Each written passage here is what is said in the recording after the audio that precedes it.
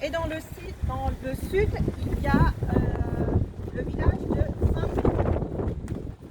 À Agalega, il y a à peu près 300 tibouns. Et donc, il y a 500 travailleurs indiens qui viennent installer à Agalega. Donc, vous les autres, imaginez un petit peu dans 12 km, 500 plus 300, ce que ça fait. Depuis l'élection de Narendra Modi, donc le Premier ministre de l'Inde en 2014, situation à Agalega,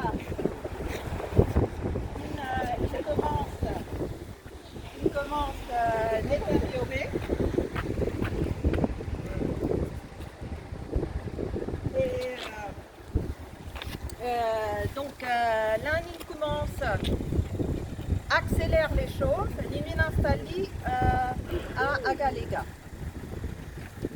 Donc bien sûr, c'est une question de géopolitique, géostratégie de l'Inde de s'installer dans l'océan Indien et donc de mettre le grappin dessus sur Agalega.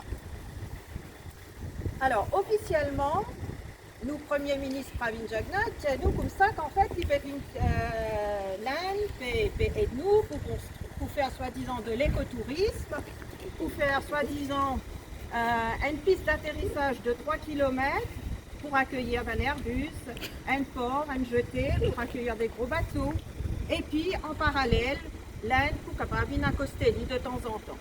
Mais bien sûr, ça c'était officiel. Mais officieusement, nous pouvons trouver que ce n'est pas du tout le cas et qui nous fait soupçonner l'Inde qui lui peut en fait construire une base militaire sur Agalega. Alors, qui va nous faire protester? Qui va nous faire protester? Ben déjà, nous pouvons trouver depuis quelque temps que l'Inde, surtout depuis l'élection de Narendra Modi, l'Inde peut vraiment faire une opération séduction avec Maurice.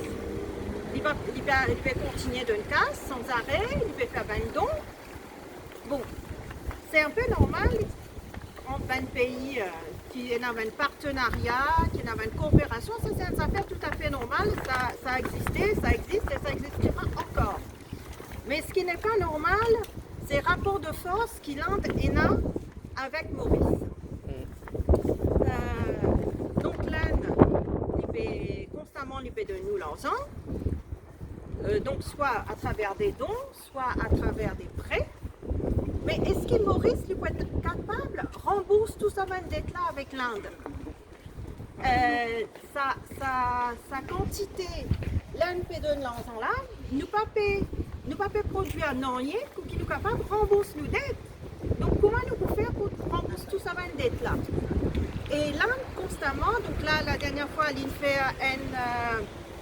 un New Court of Justice, il fait son inauguration et tout, ensuite un HDC, donc en fait il peut mener une opération séduction et d'ailleurs la haute commissaire de l'Inde, Nandini Singla, peut faire une opération de séduction, il parle partout, limite on se demande si elle était chez elle ou chez nous. Donc voilà. L'Inde peut comporter un peu, on va dire, comme un dealer de drogue. Un dealer, première fois qu'il donne nous la drogue, il va vous faire payer, il donne nous la drogue là gratuitement. Une deuxième fois, il vous donne nous la drogue là encore gratuitement. Et puis jusqu'à ce que vous devienne addicted. Et ensuite, on n'est plus capable de passer de cette drogue et du coup, vous êtes obligé de payer. Aujourd'hui pour dire à l'Inde que la souveraineté de Maurice, elle n'est pas à brader. La souveraineté de Maurice, elle n'est pas à vendre. La deuxième chose pourquoi nous sommes là, surtout nous avons envie de connaître qui dans un accord qui est signé entre l'Inde et Maurice, qui est là-dedans. Est-ce qu'il c'est un accord de 10 ans, de 20 ans, de 50 ans, de 100 ans? Nous, personne ne connaît en fait qui est là dans ce accord-là. Nous, Premier ministre, n'arrête pas de dire que c'est secret. Mais ce secret, pourquoi c'est secret? S'il n'y a rien à cacher, pourquoi c'est si secret? Qui se peut faire sur Agalega qui c'est devenu secret. Donc nous, les Mauriciens, les Agaléens, nous demandent en fait que ça accord là, nous avons une transparence totale de ça.